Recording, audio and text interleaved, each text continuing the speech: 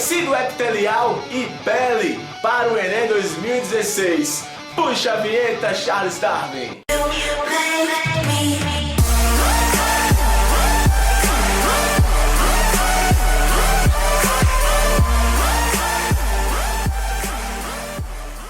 Fala galera, bem-vindos a mais uma aula aqui no meu canal Biolodúvidas, dentro aí da playlist para Enem 2016. É isso aí, um curso preparatório para o Enem, focado aí em biologia, um curso de graça, porque você merece. Gente, é isso aí mesmo, um curso de graça aqui, então avisa aí para seus amigos, seus primos, os passarinhos, gato, avisa aí para quem você quiser, lembrando que aqui embaixo na descrição tem o link para você poder baixar um material bem bacana para você que está sem material nessa preparação para o Enem. Então tem aqui o link para você baixar uma apostila de biologia para poder lhe ajudar. Ok, gente, hoje eu vou estar falando sobre tecido epitelial de revestimento, tecido epitelial glandular e vou estar aí falando um pouco da pele.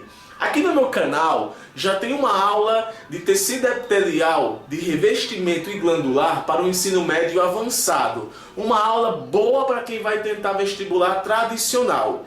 Esse ano de 2015 eu postei uma aula de tecido epitelial de revestimento em estilo superior, uma aula superior sobre esse assunto, onde eu abordei questões mais bem aprofundadas sobre o tecido epitelial de revestimento, que na verdade não cai em vestibular o que eu falei naquela aula. Então, uma aula boa para quem está no ensino superior. Aqui nessa aula não, essa aula aqui eu vou falar para você o que você tem que saber sobre as características do tecido epitelial de revestimento, glandular e sobre a pele, que provavelmente poderão aparecer em sua prova, e se caso apareça, você vai marcar a opção correta, porque afinal você está aqui vendo essa aula maravilhosa. Então, sem mais delongas, vem comigo aí saber as características do tecido epitelial de revestimento e glandular e as características da pele. Vem comigo entender essa bagaça agora. Beleza, meu rei? A primeira coisa que você tem que lembrar, olha pra mim, é o que é o tecido. Caiu lá no Enem o que é o tecido. Ah, tecido é um conjunto de células. Não, tá errado. Não é esses conceitos aí de ensino fundamental, jardim de infância, ó. O que é um tecido? Tecido é um conjunto de células que podem ser iguais ou diferentes, que desempenham uma função específica. E o tecido ele pode ser formado por células mais substâncias extracelulares. Ou seja, o tecido é um amaranhado de células que desempenham uma função específica. As células podem ser ou não iguais, e além de ser formado por células, é formado por diversas substâncias extracelulares. Para você também não ficar pensando que o tecido é formado só por células. Não. Células mais substâncias extracelulares. Tecido epitelial é sempre o primeiro tecido a ser estudado, porque afinal ele é a porta de entrada aí do nosso corpo, enfim. Vamos lá. Tecido epitelial de revestimento.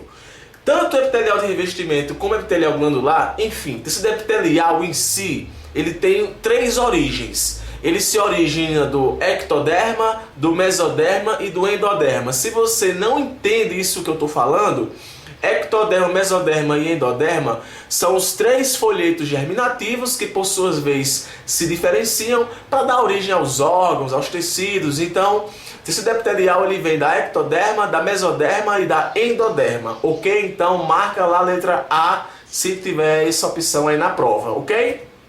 Uma característica motherfucker de importante do tecido epitelial é a sua justaposição e a sua avascularização.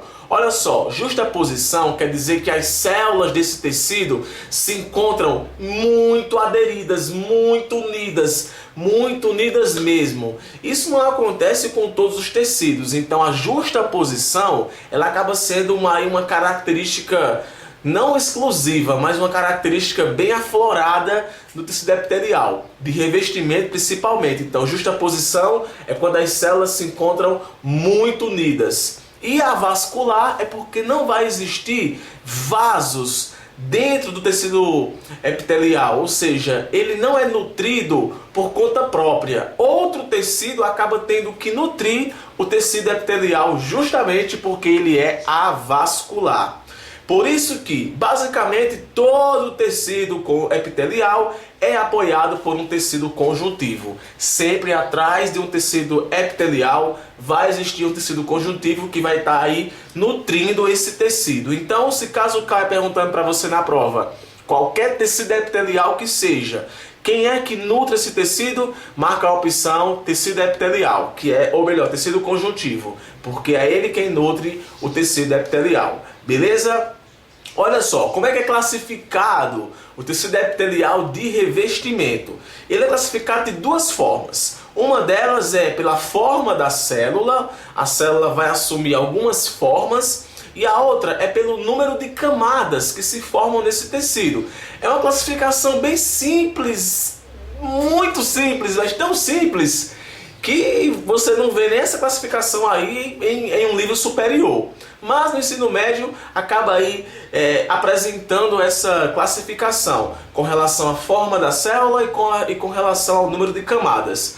Então você vai encontrar células cuboides em forma de cubo, você vai encontrar células em forma de pavimento, que são as pavimentosas, e você vai encontrar as células em forma de prisma, que são as prismáticas. Com relação ao número de camadas, quando possui uma única camada é simples, e quando possui mais de uma camada é estratificada. Então aqui você pode ver nessa imagem que eu coloquei que tem epitélio pavimentoso estratificado. Pavimentoso, olha aqui que eu estou apontando. Pavimentoso porque é formado por células pavimentosas. Estratificado é porque é formado por mais de uma camada.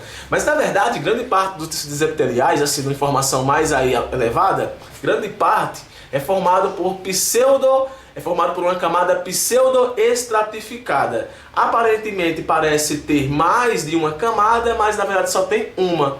Então, pseudo-estratificada é quando pseudo vem de falso, né? É quando existe uma falsa estratificação, que no caso acaba sendo um epitélio simples, ok? Então, forma pela célula e número de camadas. Então, cuboide, pavimentosa, pode ser simples ou estratificada, como é classificado esse tecido epitelial aí de revestimento. Se for cobrar na sua prova algo sobre esse tecido, geralmente cobra isso. Então, sempre a camada que reveste os órgãos é tecido epitelial. Sempre essa camada, tanto externa como interna, sempre tecido epitelial. Então, tipo, quando falar as paredes internas, o revestimento interno, brother, é tecido epitelial. Não esquece disso, beleza? Tecido epitelial glandular, como o próprio nome diz, né? Formado por glândulas. Ok, o que são glândulas? Olha só, as glândulas, pessoal, também é um emaranhado de células em si, porque é um tecido, né? Afinal, e as glândulas também vão possuir as mesmas características do tecido epitelial de revestimento. No entanto, elas vão ter a capacidade de produzir substâncias chamadas de secreções. Então, eu coloquei aqui. As células do tecido epitelial glandular produzem substâncias chamadas de secreções. Pode ser que caia na sua prova, mandando você marcar os tipos de secreções que existem. Vai que cai um negócio desse. Tem as mucosas, que são secreções mais pastosas. Tem as serosas, que são secreções mais fluidas, parece com água. E tem as mistas, que nem é um pouco serosa, é um pouco mucosa, porque afinal é mista. Então acaba também tendo essa classificaçãozinha bem simples com relação à forma da secreção, né? Mucosa, serosa ou mista. Uma outra coisa, as glândulas podem ser unicelulares ou pluricelulares. Unicelulares, formadas por uma única célula. Pluricelulares, formadas por várias células. É padrão. Brother, olha, caiu numa prova perguntando para você, assinala a opção que corresponde a uma glândula unicelular, marque a glândula caliciforme, porque, brother, parece que só existe essa. Mas olha só, as glândulas podem ser unicelulares como a glândula caliciforme. Brother, caliciforme é uma glândulazinha unicelular que secreta a mucosa. A caliciforme é uma glândula também que pode ser encontrada na nossa traqueia, pode também ser encontrada também, se eu não me engano, no intestino. E essa glândula é unicelular e ela secreta mucos que auxiliam aí em processos metabólicos, como no caso da traqueia, acaba aí produzindo esse muco que retém bactérias. Então, falou em glândula unicelular, falou de glândulas caliciformes. Agora, a pica das galáxias das glândulas são as glândulas pluricelulares. Essas aí todo mundo tem que conhecer.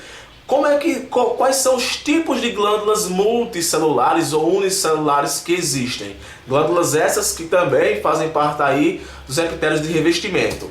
Nós temos as glândulas exócrinas, que são glândulas, pessoal, que possuem ductos de secreção, ou seja, a sua secreção ela pode sair para fora do corpo ou pode cair diretamente em algumas cavidades dentro do nosso corpo. São as glândulas sudoríparas, no caso o suor, as lacrimais, as lágrimas mamárias, as sebáceas e as salivares. São glândulas exócrinas. Glândulas exócrinas, eu vou colocar a imagem daqui a pouco, são glândulas que têm ductos, que podem lançar essa secreção para fora do corpo ou podem lançar dentro de algumas cavidades, aqui dentro do nosso corpo também. Tem as glândulas endócrinas, que, brother, são glândulas que a sua secreção cai diretamente na corrente sanguínea. Falou que a secreção cai diretamente na corrente sanguínea, é glândula endócrina. Se é glândula endócrina, essa porra vai ser hormônio. As secreções são denominadas hormônios e lançadas diretamente nos vasos sanguíneos e linfáticos. Existe glândula e hormônio de todo jeito. Glândula hipófise, tireoide, paratireoide, pancreática, suprarrenal. Menino, olha, tem tantas glândulas que existem que por isso que existe o sistema endócrino, onde vai explicar para você quais as glândulas que existem e quais são os hormônios que essas glândulas produzem. Lembrando que aqui no meu canal também tem já uma aula sobre sistema endócrino, vale muito a pena você depois ver. Então, glândulas endócrinas, glândulas aí formadas por tecido epitelial glandular. E por fim, as glândulas mistas, como o próprio nome diz, glândulas que desempenham funções endócrinas e exócrinas. No caso aqui, uma glândula padrão é Ave Maria, qual é, meu Deus do céu? O pâncreas. O pâncreas é uma glândula mista, porque o pâncreas tanto participa da digestão, lá secretando suco pancreático, que vai atuar lá no intestino delgado, intestino delgado, quase que esqueci, intestino delgado, e também vai estar secretando hormônios como insulina, glucagon. Então o pâncreas é uma glândula mista. Olha aí o desenhozinho das duas glândulas. Exócrina, olha aí, ó, olha aqui, ó, possui ductos que fazem com que essa secreção possa ir para fora do corpo ou possa cair dentro de alguma cavidade. E as endócrinas aí, ó, vai cair na corrente sanguínea. Beleza? Olha só sobre a pele. Informações que você tem que saber sobre a pele para você não errar na hora da prova. A pele é o maior órgão do corpo humano porque é formado por vários tecidos. Quais são eles? Epitelial e conjuntivo. Nós temos a epiderme e a derme. Acompanha aqui com o mouse. Epiderme é a parte de tecido epitelial. A derme é a parte de tecido conjuntivo. Não se engane numa informaçãozinha mais um pouco aí avançada. Entre a epiderme e a derme, meu brother, aqui existe tanta coisa, a imagem não está mostrando. Mas aí existe lâminas basais, membranas basais, existem várias substâncias que vão estar auxiliando na nutrição do tecido epitelial. No caso aí, a epiderme também vão estar provocando a aderência entre os dois tecidos, e sem contar que a pele, meu amigo, tantas ligações que existem entre as células epiteliais, tantas junções comunicantes, que você nem imagina. Na minha aula de ensino superior eu falo sobre elas. Mas no mais, pra gente, é importante saber disso. A epiderme é uma camada de tecido epitelial e a derme é uma camada de tecido conjuntivo. E note que aqui também tem glândulas, glândulas sudoríparas, que também fazem parte do tecido epitelial aí, que também vai estar agregado aí ao tecido epitelial. Diga-se de passagem que alguns livros trazem que 16% do nosso corpo é formado pela pele. Eu não sei se essa informação ainda é válida, mas você encontra isso facilmente em um livro. Essa região mais externa que eu vou estar apontando aqui agora, ela é muito importante, porque ela é quem protege, ó, meu amigo, ó. A dermipigmentação, as tatuagens, elas são feitas nessa camada aí, mais externa. Essa camada aí é a camada córnea queratinizada, rica em proteínas queratinas que vão estar protegendo nosso corpo, nessa pele em si, contra a ação de raios ultravioletas, sem contar que também é uma camada impermeabilizante que faz com que bactérias também não consigam entrar. Então essa região mais externa é uma camada queratinizada e a região mais interna é a camada de melanócitos, que no caso aí vão dar as pigmentações da nossa pele. Melanina, que é a proteína ligada aí às colorações da nossa pele. Beleza? Lembrando também, para terminar aqui minha aula, que abaixo da derme existe a hipoderme, que é um tecido conjuntivo adiposo, vai armazenar muita gordura para poder aí, durante processos, no caso, quando o nosso corpo precisar de energia e não tiver tanta glicose, vai acabar utilizando aí esse tecido adiposo para poder extrair energia. No mais, gente, é isso que você tem que saber, não esquece disso, é isso que você tem que saber, beleza? Para Enem, essas informações aí são pipoco do Truval. Se você gostou, dá o like, comenta, compartilha, divulga. É isso aí, galera. Espero estar ajudando de alguma forma. Meu WhatsApp tá aí embaixo. Pode manter contato comigo que eu respondo, eu tiro suas dúvidas, aceito sugestões e também fico muito feliz quando mantém contato comigo para poder dar algum elogio. No mais, beijo, valeu e até a próxima!